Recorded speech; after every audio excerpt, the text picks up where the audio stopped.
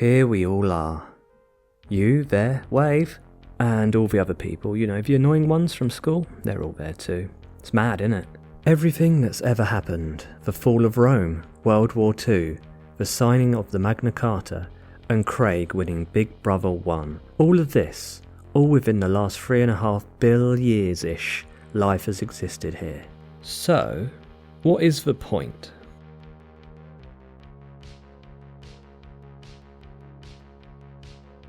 My name's Marcus Welsh and I use books, articles, websites and your emails to investigate, discuss and go on adventures. Really early. Stupidly early. Grey hair.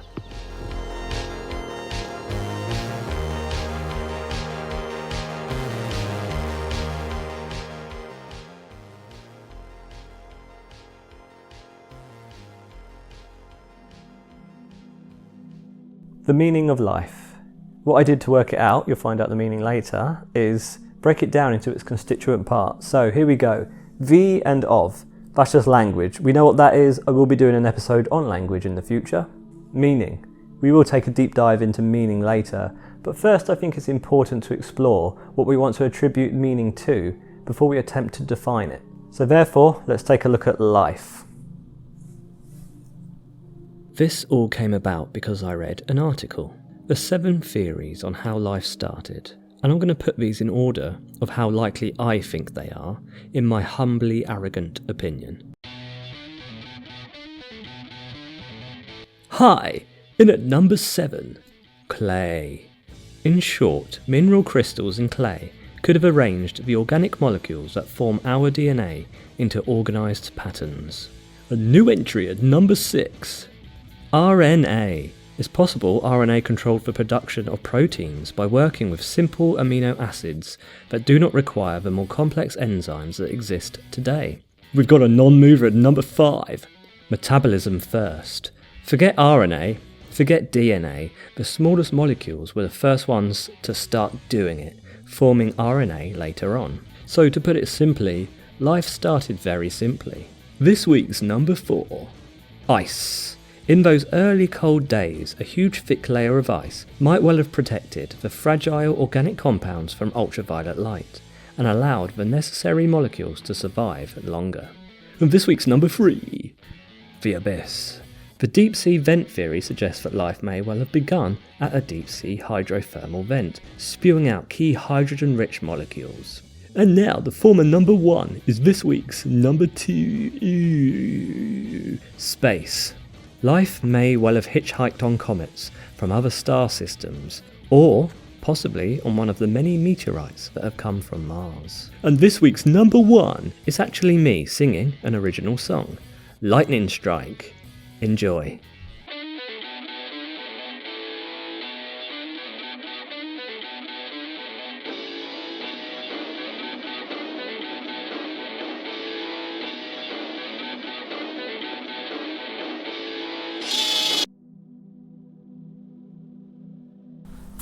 The actual number 1 is a lightning strike. Electric sparks can form amino acids and sugars. I like this one best. It's fun to imagine that lightning strike on the perfect place on the pond, here, that's just full of the basic molecules of life, just needing that extra spark to get going. The Miller-Urey experiment in 1953 backs up this theory nicely. It tried to recreate the conditions of early Earth by evaporating water into an atmosphere rich in methane, ammonia and hydrogen. They added electrical sparks into the mix and ended up producing basic molecules that could potentially form amino acids, the very key to life. But what were these early Earth conditions? Just for you, I'm travelling back there to have a look. And here I am, 4.5 billion years in the past, in the Hadean era, named after the god of the underworld, Hades. Yeah. Whew, it's hot. Wheesh, it's hot. Lucky I'm wearing these sunglasses. Basically, there's no atmosphere, so my question is, how did this Earth cool and an atmosphere form? Well, slide. Possibly volcanoes.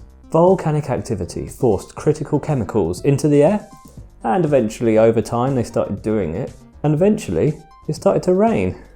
Slide. Not that one. Rain was what we wanted. Eventually rained down and it cooled the earth. It started forming the seas, the oceans, the lakes, the ponds, the rivers, the puddles. There is some romance within science with the pond forming life. It's like when we make a soup, throwing in ingredients we have the bits of left over into a pan of hot boiling water, the right amount of herbs, seasoning, and 1 litre of cream to make it actually taste nice. Darwin knew his theory of evolution would always have an asterisk by it, saying despite all this, I have no idea how life started in the first place. He conceived of a pond rich in life's first chemicals and reactions. Oparin theorised the primordial soup in his origin of life. The broth that develops it all is almost a romantic notion, and looking at the work going on to both back up or recreate the theory behind the Miller-Urey experiment, it doesn't seem like an answer is far off. Or was it aliens? Okay, let's break this one in two, because I believe there are two meanings that can be separate initially before they come together as a whole. Meaning 1 is the meaning in your own personal life, and meaning 2 is the meaning of the collective, the meaning of all life. Meaning is personal. There are locations, objects, people, songs we can all put our own meaning into. Me and you might share the same song, for example, but our feelings, our memories, and our meaning we put into it is completely different.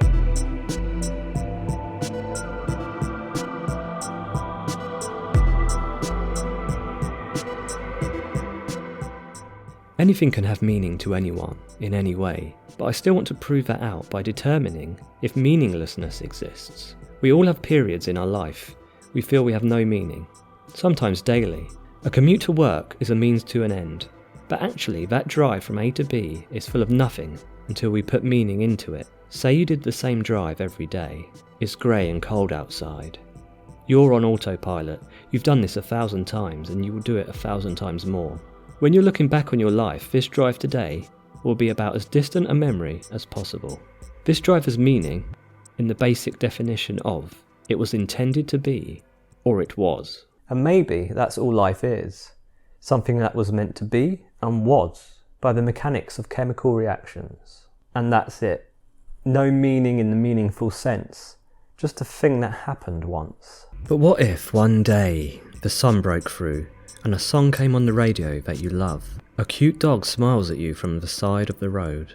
The rows of houses that are background props to this dance of repetition suddenly are warm and full of life. You can almost see and hear the families around the breakfast table, the smells of the food, shower gel and cheap aftershave, and suddenly the Monday ahead doesn't seem too bad.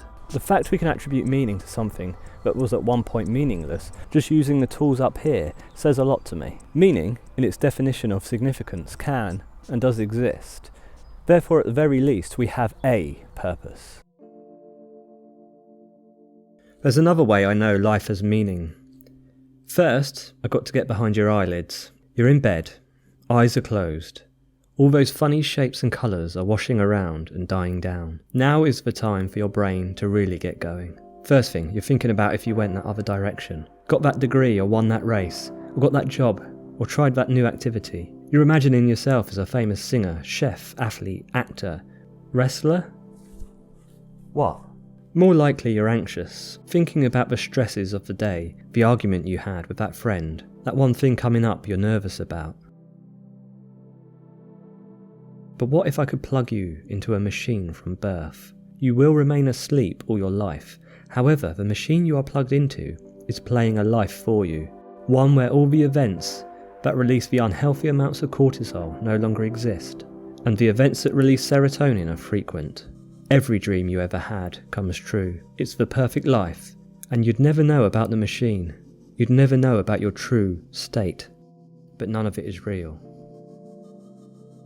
Would you do it?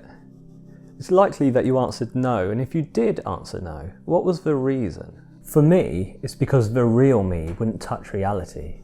I wouldn't see with my own eyes, hear music with my own ears. I wouldn't laugh with my laughy area. I would win the World Heavyweight Championship in a match against Kurt Angle in 2001, but it would have no real meaning. And this is where I believe we have collective meaning. The word meaning is interesting in itself. The word comes from the word meninge, roughly meaning sense, which is intended to be expressed. The meninges is the name of the membrane around the brain and spinal cord. Its primary job is to protect the central nervous system. It literally protects our thoughts, and in turn, our whole personality, the soul. Meaning is the outer layer of the soul.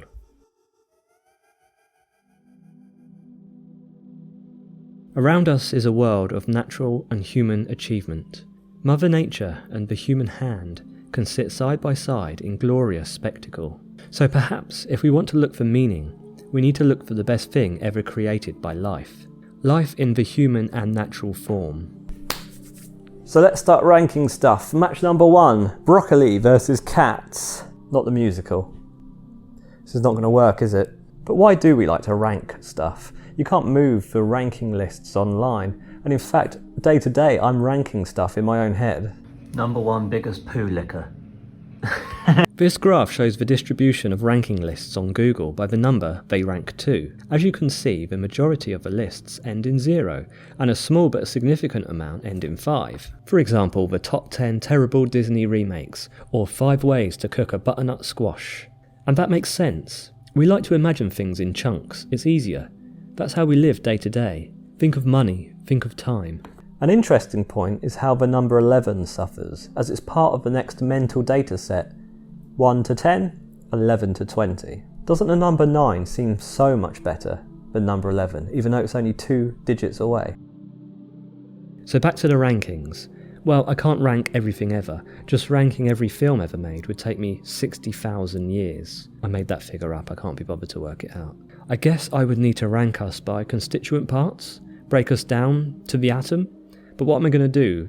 Declare nitrogen the best thing ever? That's boring. What did I do? Plus, most of the universe is made up of something else. 75% dark energy, 21% dark matter, 4% is the actual stuff, the matter. Dark matter is the stuff that gives the universe form. We don't know what it is or how it works, but matter itself is not enough to account for how the universe is how it is. Gravity, for example, would not be powerful enough on its own to form galaxies. Now is not the time to leave you with some bullshit like the meaning is within you. Live, love and laugh. Laugh and treasure your memories. None of that. You don't get that sort of thing on this channel. It is within you though, and something that we can all do. But I am going to be very specific. The feeling exists within the pinnacle of human achievement.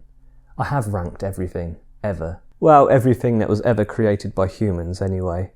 I have the number 1 best thing ever made ever of all time ever. The reason it's the greatest thing ever made is because it worked out the meaning of life for us. It's there, encapsulated, and has been there for us all to see for almost 20 years. Drumroll plus. SpongeBob SquarePants, Season 2, Episode 15B, Band Geeks. For those that haven't seen the show, SpongeBob is the embodiment of childlike wonder and awe for the world. Squidward is basically every adult. Grumpy, self-pitying, yearning for a better life that the talent and humour he thinks he has deserves. Take the opening scene. His clarinet playing is interrupted by local vets. We're with the pet hospital down the street, and I understand you have a dying animal on the premises.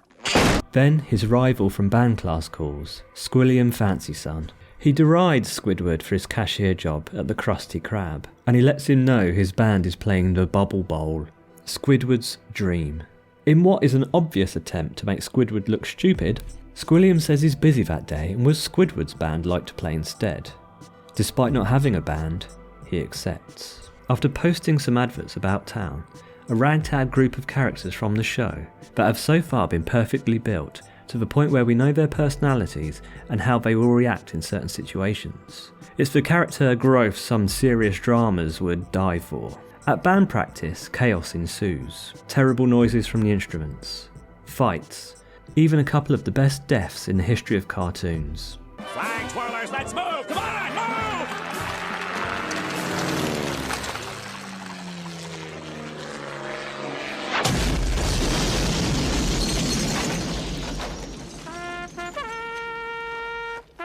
By the end of the last practice session, Squidward monologues that they have crushed his dream and not to bother showing up tomorrow for the bubble bowl. Once gone, it's left to SpongeBob to rally the troops, which includes this brilliant unexpected retort. Evelyn, when your little Jimmy was trapped in a fire, who rescued him? A fireman? And so they practice through the night. The next day, Squidward turns up to the bubble bowl to inform Squilliam, who is there to watch him fail, that his band died in a marching accident. But then they show up behind him, in full uniform. As their bubble rises to crowds of excited humans for some reason, Squidward takes one look at Squilliam, knowing his dream is about to end in disaster. He counts the band down. Then cue the fanfare. If you haven't watched this show or this episode, I'd recommend watching it all from the beginning. You need to get the whole character build-up, the character development. You need to know the relationship and the dynamic between SpongeBob and Squidward to feel this ending in your heart. But in short, it's glorious. SpongeBob starts singing in a ridiculous voice completely unsuited to him, with his big, childlike eyes staring straight ahead. There's fireworks, guitar solos, lasers. Squilliam has to be carried off by some medics in shock, and the stage is left for Squidward to live every minute of his dream. It's sweet, sweet victory, and amongst the final, triumphant chorus, Squidward leaps into the air, and the look on his face says it all. That's the meaning of life. To make others feel like Squidward in that final shot. Thank you for watching. Don't forget to rewind the tape before you take it back.